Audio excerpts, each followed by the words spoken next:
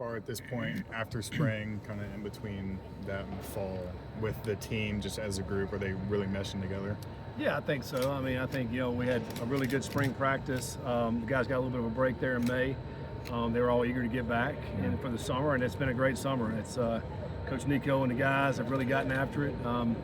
If you talk to some of our players, they know they put in a lot of great work in. They're very competitive in everything that they're doing this summer. And it's a time for everybody to come together. You have to gel and you have to become a team, and this is the part to do that. I think there's probably more work this era of college football from the time January hits to the time you get to August camp than maybe ever before, with all the things that you have to do with a new team. We have 46 new players. There's some schools in our conference with over 80 new players, and so you have to put a lot of time and effort and work into implementing your offense, defense, and kicking game, but also at the same time learn each other, because you get ready to go to battle when September hits. How much of that full spring at the IPF kind of sealed the deal that you guys weren't going to do higher ground in the fall? Yeah, I think, as we all know, we've got a new building. It's been about a year now since we've been in it, and it's tremendous of what it does for our players. And the recovery aspect is such a huge part of that, with the hot tub, cold tub, steam room, sauna, red light, all the things that we have in there. It's hard not to walk away from that building, and I think for that reason alone probably is why we're not going to higher ground. Obviously, I know for sentimental reasons, higher ground is an awesome place, and it served a great purpose during the time when we didn't necessarily have those facilities that we needed. It was great to get away, to be able to go to higher ground, and there's a lot of great things that happen out there. But this building is so nice, and our administration, our school have put a lot of money in this building, and I think for us to be able to utilize that all through camp to get ready for a season will be huge for us. Will you still go outside? Yeah, we'll still utilize outside. We have a practice field right outside of our facility, and then we'll make our way down to Nippert as well, to have a few practices there, because I think it's important, obviously, to be in your stadium where you're going to be playing your games. Yeah, I think maybe the first Saturday we're open it up in Nippert for their fans. New coordinators on both sides of the ball. How much changes philosophically versus just being different voices with the same system? Yeah, I think, probably a little of both. Offensively, pretty much the same. I think there's some new ideas, a new thing. I think Coach Carwell and Coach Thomas done a great job of rallying those guys offensively. I mean, they've been doing some great meetings, unit meetings. So it's fun to see kind of how this offense will transpire, because you want to utilize the talents that we do have, guys like J.C. French and, all the new players that we did bring in. And then defensively, I mean, it's new scheme. It's going to be a new communication piece. Coach Woody's coming in and really has learned a lot about our players throughout the spring, and is still learning this summer as well, what they can't do, figuring out what we need to do with that. But it will be different. This defense is more of a 3-4. It's going to be a little bit more pressures on both sides, right side, left side, field and boundary, mixing up the coverages in the back end. We want to be a more aggressive defense, and we want to create havoc. And I think that's something we didn't do much of that in the last 2 years, and try to create more turnovers. One thing, we were not very good at creating turnovers the last couple of years, and so we got to get more of that. You hit on J.C. French. What does he bring to this offense? Yeah, J.C., maturity, number one. I mean, this kid is coming in from Georgia Southern, all-time leading passer there. He's come in very humble but very competitive. Accurate passer, throws a beautiful ball, really good deep ball, puts the ball where it needs to be. It'll come down to decision making within that position. He also can run. He does have ability to run the football as well, which we like to utilize that. So he's becoming more and more vocal leader now. I think he's earned the respect of his teammates to where he can use his voice. And he's doing that this summer, so I'm excited to see what he'll be able to do. Who are the new Cyrus Allens and Jeff Caldwells? Yeah, I mean, JV Gibson, I think, is going to be a guy. I think he's a guy very similar to for Cyrus. Cyrus was at La Tech, went to Texas A&M. JV was at a smaller school, goes to Oklahoma, and hopefully he'll have a breakout year at our place. I think he'll do some really good things. Cade Wolford's a guy who really showed, I thought, this spring, some great speed. A guy who's put together as well. He's close to 200 pounds, but he can really, really run. A big play threat. I think Gio is a guy who's, I think, is just a dog. He's got a linebacker's mentality playing wide receiver. I love the way he competes each and every day. He's kind of the leader of that group out there. there's several guys. You know, we're probably going to end up playing, I don't know, 7, 8 guys at the receiver room position. I think that'll be able to contribute and make plays for us. Coach, on the defensive side of the ball, you mentioned Antoine taking that new position there at the Cat. Played last year at about 210. He told me he's up to about 225. Is that where you want him to be weight-wise? And how do you see that kind of playing to his game? Yeah, I think, getting him closer to the ball, gets him more opportunity to make plays. You know, he was one of the, over the last 2 years, probably the guy to disrupt the ball, knocking the ball out, force fumbles. He's a very intelligent player and hard worker. So I'm very, very proud of Antoine, how he's worked over the time he's been there at Cincinnati, and how he's put that time in and continue to elevate his game. New role for him at the Cat position, and I think he'll really benefit from that. And also he's going to be involved in special teams because he's such a valuable member of our special teams unit, and a guy that brings a wealth of experience. And speaking on Antoine, I kind of want to get your thoughts on his journey. Obviously, he comes from a walk-on to being placed on scholarship, now to represent in Cincinnati here at Media Day. Walk us through what his journey's been like for you as a coach. It's like a dream, right? For him, he's a Cincinnati kid. He walks on to his local school, college, and earns his way onto the field, earns a scholarship, and now he's at Media Day. I mean, like, what a great story of perseverance.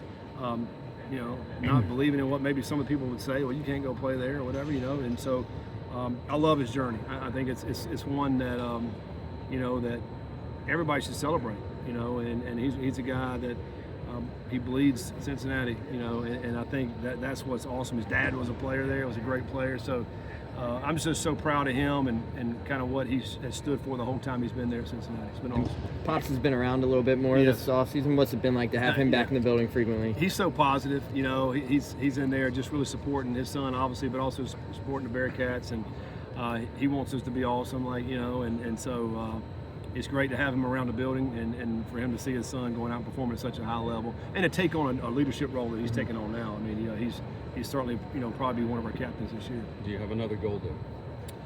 I don't know about another Golday. He was a great player, We do have some guys that can run. Golday was a heck of an athlete. We'll see. I think we're certainly going to have some players that are going to get an opportunity to get drafted next year. We got a couple linemen here today that I think may have an opportunity. So, we'll see how it all pans out. But we got a bunch of good dudes that work their butts off. What are the expectations for the tight end room post Joe Royer? Obviously, the safe assumption is Gavin Grover. Is there anyone else who you have high expectations for? I think that room has grown a lot, I think, over the time. And we've been able to sign a bunch of Ohio kids, quite honestly, in that room. That Kamari's a guy, I think, who's had a great spring as well. Zahersky's another one that'll be in the mix. Those guys, I think that from top to bottom is the best tight end we've had since we've been here to Cincinnati, and I think excited about what they'll bring to the offense. You lose Dante Corleone up front on the defensive side of the ball. What have you seen out of that group so far throughout the spring game? Yeah, I think to me that group's got to continue to develop and to get better. We're going to do a lot of different things with them compared to what we did in the last 2 years. We're going to move those guys a lot and slant and angle. It remains to be seen. Like, it'll be a rotation. We'll have some guys in there because we've got to keep those guys fresh. And then we're going to utilize the linebackers as well, coming off the edge from the boundary, from the field, in order to create pressure. So it's going to be a completely different look than what we've had in the last 2 years. Looking at a guy like Evan Tangastal, how can you use his journey with, especially in the NIL and portal era, where he comes from redshirt freshman to All-League and All-American 2 years later? How can you use that journey to promote kid staying? He's another guy who's from about an hour down the road, who signed with Cincinnati out of high school, went through the growing process of getting better, getting stronger, changing your body, playing a little bit, then starting, and then now as an All-American, one of the best interior linemen in the country. It's a great story of how you can come to Cincinnati and you can get trained and you can get developed and you can become all you want to be. After this season, God willing, has a great season. He'll have an opportunity to, be a high draft pick, and or continue to play college football. So I think it's a great story and how you can come stay right there at home and be able to perform at a high level. Coach, you mentioned the linebackers earlier as well, guys like Jonathan Thompson, Simeon Coleman, along with Antoine there. What does this new defensive scheme provide to let those guys kind of go after and get after the ball a little bit more? Yeah, I mean, we're going to be able to let those guys play downhill. You know, JT, I thought had maybe as good a spring as anybody. You know, and he's a veteran, man. You're talking about a guy who's played a lot of football. You know, I think JT could have an outstanding year for us. Simeon's that same way. You know, Simeon's a headhunter, and he wants to go down and just hit somebody. So in this defense, we're going to be able to allow him to do that. And you know, so I'm excited about what those guys can do. It's not just playing a conventional linebacker spot. We're going to be able to move them around as well. When you think about the 3-4, they can play a lot of different positions back there. So I do think we got some good speed there. Phillip, that just got here as a transfer, who can really run. He's had some good minutes in there, and inside backer. So I think the linebacker room could be a strength again for us this year. And you mentioned Goldie earlier, but I think, you know, we lost Goldie and Dingle, but I think it could be a strength again for us this year. You don't leave Cincinnati till October, but then November, 3 out of 4, you're on the road. Yeah, that's going to be tough for sure. If everybody's asking me about how we're going to finish in November, you know, and now we're 3 out of 4 on the road. It's going to be difficult. It's hard to go on the road in this league and win, and especially if you got to go, you know, all the way out west, especially if you're playing at night in a late kick. Those are all factors, and I know it is what it is. We got to find a way to win. You know, we got to play, you know, obviously fundamental sound defense and take the ball away and take care of the ball, all the different things that you have to do. We certainly want to be mindful of how we got to finish this year in November. But what that does mean too, in the month of September, we got to play great football. You know, you got an opportunity to play 4 games in Cincinnati. That's tremendous for our fans and our team. And hopefully we'll be able to stay rested up and for that long stretch at the end. Do you expect your tendencies in play calling to evolve this season at all, or is it kind of just running the same?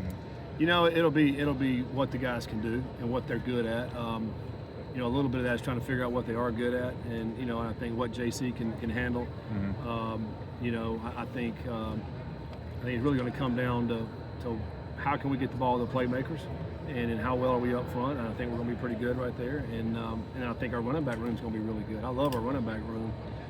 G. Payne to me surprised me as much as anybody this spring. I thought he had an outstanding spring from Notre Dame, and Cole Tabb had a great spring as well before he got hurt. You know, Zion's a great back. So you know, we got a lot of weapons, and I think it'll a lot depend on what they're good at and kind of what we want to focus on. Do you think last season was the most open your playbook has been at Cincinnati? I thought we had an outstanding offense. We just didn't get the ball. You know, we ran probably some of the least amount of plays in the country last year, and time possession was the least in the country. You know, and we didn't get the ball back. You know, we had 2 interceptions all season from our defense, which is last in the country. Like we have to create turnover. We have to get the ball back, give our offense an opportunity. You know, we were top 10 in the country in yards per play, top 3 in rushing yards per play, and then we didn't give up any sacks or lost. I mean, we did a lot of great things. So hopefully we'll be able to continue that and just get the ball more, and so we can get more yards, more points. You told us in the winter that Zion was the running back 1 going into the spring. Yeah. Is that the same? Yeah, for fall? You know, I think so. I think he's still right there at the top. That's going to be a good battle. Most of those guys are going to play. As we all know, you're going to rotate some of these running backs. Whoever has the hot hand will play, but I like them. I mean, I think they're all good. It'll come down to who's making the most production, and you know who's picking up blocks they got to pick up, and then also who's making those runs. You mentioned JV and Gio out wide. Who are some of the other receivers that have stood out to you? Yeah, Cade Wolford, I think is the one that I mentioned. Isaiah is another one that's going to be outstanding. You know, shoot, who else? I mean, I know we got a couple of other newcomers that had good springs for us. Jones, I thought was really good. Elijah, I thought he had a great spring. He's kind of a veteran. Sometimes you forget about him, but he's kind of been here for a couple years now. I think he's going to really be in the mix and play a lot for us this year. He can play every position. Mm-hmm. He can play the slot. He can play outside. I think he's a smart player, maybe one of our smarter guys. There's a lot of guys in there that can play. You know, 7 or 8 of those receivers will be able to play. You know, Zoe's another one. So we got a lot of tools out there to be able to utilize, and then it'll come down to who's making the most plays. Like once you get into practice, we start charting all that. Who's making the most plays to be able to see who's going to be on the field. With your program continuing to evolve, how much does it help having guys like Court Braswell, Pete Thomas, and Coach Cardwell here along that ride to continue that journey? I mean, you know, because every time you go through a season or a game, you learn something, and so those guys have been with us here now for a few years, and we've learned a lot, and you evolve and you get better, and so it's great to have those guys around, and then they can bounce ideas with the new coaches that have come in, you know, and so. But offensively, I feel like we got most of our guys intact, the coaches. Defensively is where it's going to be a little new. We got some new coaches on that side of the ball this year, and with some new players. So I'm excited about what the defense is going to be able to bring for us this year. And then you think about special teams, we got Coach Pascal back for the second season. I thought our special teams elevated a lot of play last year. And you got, punter, kicker, long snapper all back again this year too. So that's exciting. People don't want to hear about specialists, but they're people too, guys. So, Coach, when JC was here earlier, I asked him what NFL quarterback he modeled his game after. He said Baker Mayfield. What do you think of that comparison? That's a pretty good comparison. Yeah, I think probably similar in stature and size. Very productive player. Quick, clean release. Ball comes off his hand really nice. Yeah, I mean, that'd be a great comparison. I think JC's didn't get really talked about much in the portal era when coming in, but I think he could be a really, really good quarterback in this league for next year for sure. You mentioned how JC came in and kind of won the locker room right away. Yeah. Seems like a soft-spoken guy, but what does his leadership mean to you in this program? Yeah, you want your quarterback to be a leader, and I think he is. I think he's got more comfortable in his skin since he's been there because he has earned the respect from the teammates. So now he feels like he can be a little bit more vocal. You don't come right in and going to be vocal. Nobody's going to listen to you. So you got to go earn that, which he did by the end of the spring. And now this summer, he's been a lot more vocal. He's been a leader. That's reason why he's coming to media days. And we split up our team in Cruz in the summer, and he's been a big vocal leader at that time. But we got to have that. We got to have more of that as we get into practice. In August. I mean, I'm sure he's going to be able to step out more and become that leader that we need him to be. Taryn told us he's expecting to be center in week 1. Then you have Evan left guard, Joe left tackle with that left side really overloaded. Did you think about balancing it out, moving Evan maybe to the right side, or is that something you just want to keep Joe and Evan? Yeah, I think I want to get where they play the best and more comfortable. So that's kind of what our thought process is. Xavier Lewiski has been kind of the right side, and he's had a really good spring and a good camp. Judea's been really good at the tackle position. He's very athletic over there. So we're going to put them in the best spots where they can be good. But I feel like that first unit's going to be outstanding. And then we got a couple other guys I think we can rotate in. Evan can play center if we need him to as well. We feel like we got some good rotation that we'll be able to keep those guys fresh, and keep them rotated. Coach, in regards to scheduling, I know one of the teams you guys played closer to home this year is West Virginia. Just the importance of playing teams closer to home for you guys, like a West Virginia, even on the East Coast with UCF. How important is that, especially in today's college football? Yeah, I feel like it's going away a little bit, So it is very important that we're able to play a team like West Virginia. It's not too far from us, because fans can travel depending on if it's home or away. It's in your time zone. I mean, there's a lot of positives, I think, to playing teams like that. And I'm glad they're, kind of a partner of ours that are kind of right there. Tough place to play, tough place to go into, and always a rowdy crowd. And, year 2 with Coach Rodriguez, I know that they're going to have the guys ready to go this year, and it'll be a physical bunch. So that'll be a tough matchup for us, and for sure, but one that we're looking forward to because, like I said, it is right up the road. So does that right here? Coach Satterfield, to be transparent, Texas Tech is going to be a big game on your schedule this year with everything going on this offseason. Can you just talk about that a little bit? Yeah, and I think it's homecoming, that game, and it'll be it'll be an outstanding game for sure. And I think as we all know, I mean, Texas Tech is a team that was the best team last year, and they're probably picked, I think, maybe to be the best team this year again. Their coaches and staff has always done a great job, and they've got great players. I don't even want to look at some of the players they got on that team. That defense is stacked and loaded, because going back and watching them last year in the playoffs, the 2 edge guys they had, they didn't have to do a whole lot on defense. Those guys got after quarterbacks, and they got some great secondary players. So we'll have a work cut out for us, for no question about that. Best advice for a high school athlete in today's era of college football that you would give them if they want to come to Cincinnati? Best advice. I think obviously be coachable. You have to work extremely hard. Nothing is given to anybody anymore. I think there's too much access for players to know how to work out and train. You have to put the time and effort into it, but you also have to listen to what your coaches are trying to tell you. And I think if you do that, then every day you stack days, and you're going to be a good player, and then you have an opportunity to come play at a school like Cincinnati. Coach, given all the noise of the situation, whether it's being asked a question about it or even seeing the noise on social media, what's your process of trying to drown that out and focus on what you're trying to build for next season? Well, that's what we've always done this whole spring and summer is really focus on our team and the guys that we have in our building. We owe it to them, to give them everything that we can to be the best that we can. And our guys have had a great off season. It's a fun bunch to be around. I mentioned that new building. Like, we're able to be around our guys all the time because in that building, you're only one floor away. Down in the weight room or on the field, and so we're always around them. And I think, so for us, it's all about putting everything we can into our team and getting the most out of it. We got time for 2 more. Will your Robert? experience this offseason change how you educate your athletes about how to protect themselves in the program with their actions?